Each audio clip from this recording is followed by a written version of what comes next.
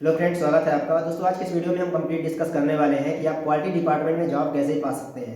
Quality department में job पाने के लिए क्या प्रोसेस है, यदि आप प्राइवेट में आना चाहते हैं तो क्या प्रोसेस है, एजेंसी में जाना चाहते हैं तो क्या प्रोसेस है। दोनों के लिए थोड़ा सा अलग प्रोसेस है। अब इस वीडियो को कंप्लीट देखेंगे तो आपको सब कुछ समझ में आ जाएगा और आप बहुत ही आसानी से, यदि आप इन फ्यूचर जाना चाहेंगे या फिर अभी जाने की सोच रहे हैं, तो आप आसानी से क्वालिटी डिपार्टमेंट में जॉब पा लोगे। यहाँ पर क्या रिस्पॉन्सिबिलिटी दी जाती है क्वालिटी डिपार्टमेंट में, अकॉर्डिंग टू योर क्वालिफिकेशन यहाँ पर आपकी क्या पोस्ट होने वाली है, और फिर यहाँ पर आपको क्या सैलरी दी जाती है, और यहाँ पर क्या रिस्पॉन्सिबिलिटीज़ आपको मेजर रिस्पॉन्सिबिलिटी होती है, उनको क्या ध्यान में देना होता है, और सैलरी और ग्रोथ किसमें सब ज़्यादा है, प्रोडक्शन के कंपैरिजन में क्वालिटी में क्या ज़्यादा ग्रोथ है या नहीं है। आज के इस वीडियो को आप कंप्लीट देखेंगे तो आपको सब कुछ पता चल जाएगा और आप बैठे बैठे ही घर में अच्छे से डिसीजन ले पाओगे कि आपको किस डिपार्टमेंट में जाना चाहिए और क्या ये डिपार्टमेंट आपके लिए बेस्ट है या नहीं है। सबसे पहले बात कर लेते हैं, यदि आप ग्रोथ की सोच रहे हैं, सैलरी की सोच रहे हैं, यदि पैसा ज़्यादा कमाने की सोच रहे हैं, तो फिर ये हम क्वालिटी डिपार्टमेंट के लिए बात करें तो प्रोडक्शन डिपार्टमेंट के कंपैरिजन में थोड़ा पीछे है।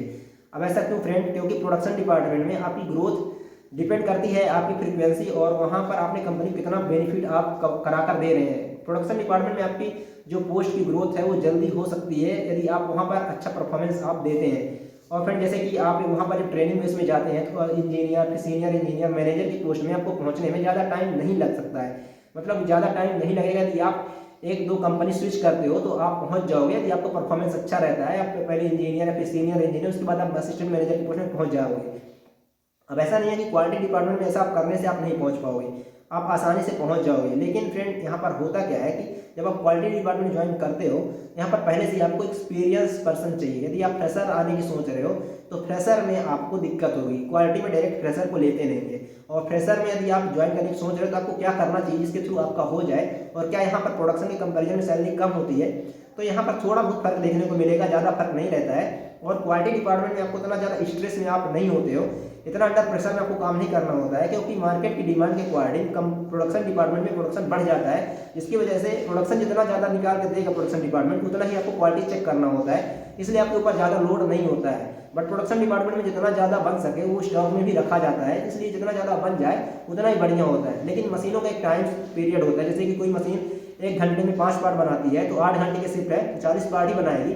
लेकिन मार्केट की डिमांड यदि 50 पार्ट की है तो फिर ये 40 पार्ट ही बनेगा, तो प्रोडक्शन डिपार्टमेंट में लोड बढ़ता है, स्ट्रेस जनरेट होता है, और जो वहाँ के काम करने वाले एम्प्लॉय होते हैं प्रोडक्शन डिपार्टमेंट के, तो उनके ऊपर ज़्यादा स्ट्रेस अप्लाई होता है। बट यदि आप क्वालिटी डिपार्टमेंट में हो तो आपको कोई दिक्कत नहीं होती है, क्योंकि जितना प्रोडक्शन होगा उतना ही क्वालिटी में काम आएगा और उतना ही आपको करके देना पड़ेगा।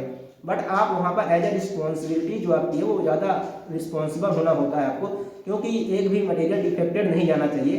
जो आपका कस्टमर है, लाइक यदि आइसर जो है इंजन बनाती है और इंजन का पार्ट आपसे बनवा रही है, आपकी कंपनी से बनवा रही है, राइट, तो आपकी जो कंपनी है तो कभी नहीं सोचेगी, मतलब कभी वो डिफेक्टेड पार्ट दे ही नहीं सकती है, नहीं तो उसका जो कॉन्ट्रैक्ट है वो कैंसिल हो जाएगा, और जो पार्ट बनाने का कॉन्ट्रैक्ट मिला है उस कंपनी से कैंसिल हो जाएगा, जिसकी वजह से आपकी जॉब भी जा सकती है यदि आपने ऐसी कोई गलती की होगी। तो आपको प्रोडक्शन डिपार्टमेंट में भी आपको एज ए रिस्पॉन्सिबल पर्सन काफ़ी चीज़ों को पता होना चाहिए। क्वालिटी में क्या क्या प्रोसेस होती हैं, ये सब कुछ एक प्रोडक्शन डिपार्टमेंट के बंदे को पता होता है, जिसकी वजह से यदि आप प्रोडक्शन में काम कर चुके हैं या फिर प्रोडक्शन में आपको कॉन्ट्रैक्ट में भी एक्सपीरियंस है तो आपको क्वालिटी में जॉब मिलने में कोई दिक्कत नहीं होगी। लेकिन यदि आप प्रोडक्शन में ही यदि आप जॉब कर रहे हैं और करते रहते हैं 1 साल 2 साल, तो वहाँ पर आपकी ग्रोथ जल्दी हो जाती है, क्योंकि आपको नॉलेज काफ़ी ज़्यादा हो जाता है। लेकिन यदि आप क्वालिटी में कर रहे हैं, as a fresher campus placement से हुआ है क्वालिटी में, तो प्रोडक्शन में जाने के लिए आपको काम सीखना पड़ेगा। आप वहाँ पर मशीन ऑपरेशन सीखना पड़ेगा, उसके बाद उसकी प्रोसेस, फिर वहाँ पर क्वालिटी तो आपको पता है, थ्योरेटिकली पता है, प्रैक्टिकली आपने कर लिया है, प्रोसेस भी पता है, बट वहाँ पर आपने प्रैक्टिकली अप्लाई नहीं किए होते हैं। जो मशीनें होती हैं, जो CNC, BMC, SMC टाइप की मशीनें होती हैं, वहाँ पर एक जब प्रोडक्शन डिपार्टमेंट जो बंदा ऑपरेटर काम करके सुपरवाइजर बनता है, फिर इंजीनियर बनता है, और इंजीनियर भी जो होता है वो जब ऑपरेटर काम पहले करता है उसके बाद ही उसको इंजीनियर का काम दिया जाता है। अगर कोई लड़का इंजीनियर है और वो ऑपरेटर काम उससे किसी कंपनी करा रही है तो वो उसको ईगो में नहीं लेना चाहिए कि हम ऑपरेटर काम कर रहे हैं। ऐसा फ्रेंड इसलिए कि अगर आप ईगो में लोगे तो आपसे कोई काम नहीं आएगा और आप कंपनी से बहुत जल्द निकाल दे जाओगे।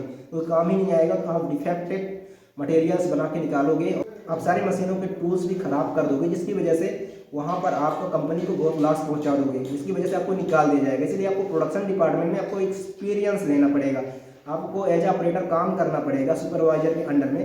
भले आप इंजीनियर हो, भले आप डिप्लोमा किए हो, तो आपको जो एक्सपीरियंस बंदे होते हैं कंपनी के, उसके अंडर में आपको काम करना होता है, उसके बाद ही आप जाकर कुछ डिसीजन ले पाते हो। तो यहाँ पर आप बहुत कुछ सीख जाते हो एज ऑपरेटर काम करके। तो फिर उसके बाद आपकी ग्रोथ कोई नहीं रोक सकता है, और आप फिर काम जैसे करते हो वैसे कराना भी जानते हो और अच्छे तरीके से प्रोडक्शन डिपार्टमेंट मेंटेन कर लेते हो। फिर धीरे धीरे प्रोडक्शन डिपार्टमेंट में ग्रोथ जो होती है वो फिर एचओडी लेवल तक हो जाती है, प्लांट हेड तक बन जाते हैं जो प्रोडक्शन डिपार्टमेंट के होते हैं। बट क्वालिटी डिपार्टमेंट का बंदा प्लांट हेड नहीं बन सकता है, क्योंकि यहाँ पर मैनेजर तक बन सकता है, एचओडी बन सकता है क्वालिटी डिपार्टमेंट का। अब फ्रेंड हम बात करते हैं यहाँ पर कि क्या क्वालिटी डिपार्टमेंट में आप ज्वाइन कैसे कर सकते हैं यदि आप कॉलेज से पास आउट अभी हुए हैं। तो दोस्तों यहाँ पर कैंपस प्लेसमेंट से हो सकता है, या फिर आप रोजगार मेला थ्रू हो सकता है, या फिर आप डायरेक्ट कंपनी के गेट पर आकर अप्लाई करेंगे। तो अगर क्वालिटी वैकेंसी होगी, आपकी क्वालिफिकेशन हाई है, तो वहाँ पर आपको क्वालिटी इंस्पेक्टर क्वालिटी चेकर के रूप में रख देंगे, बट इतनी ज़्यादा यहाँ पर आपको ग्रोथ नहीं देखने को मिलेगी। बट यदि आप प्रोडक्शन से क्वालिटी में आएंगे तो बहुत ज़्यादा ग्रोथ देखने को मिल जाएगी। तो आपको पहले प्रोडक्शन काम सीखना चाहिए, उसके बाद ही आपको क्वालिटी में अप्लाई करना चाहिए। अदरवाइज क्वालिटी में जॉब मिल रही है तो आपको आ जाना चाहिए, कोई दिक्कत नहीं है। सैलरी में ज़्यादा फर्क नहीं देखने को मिलेगा, सैलरी आपको प्रोडक्शन कंपैरिजन में थोड़ा कम रहेगी, बट इतना कम ही नहीं रहती, तो इतना भी कम नहीं रहती है।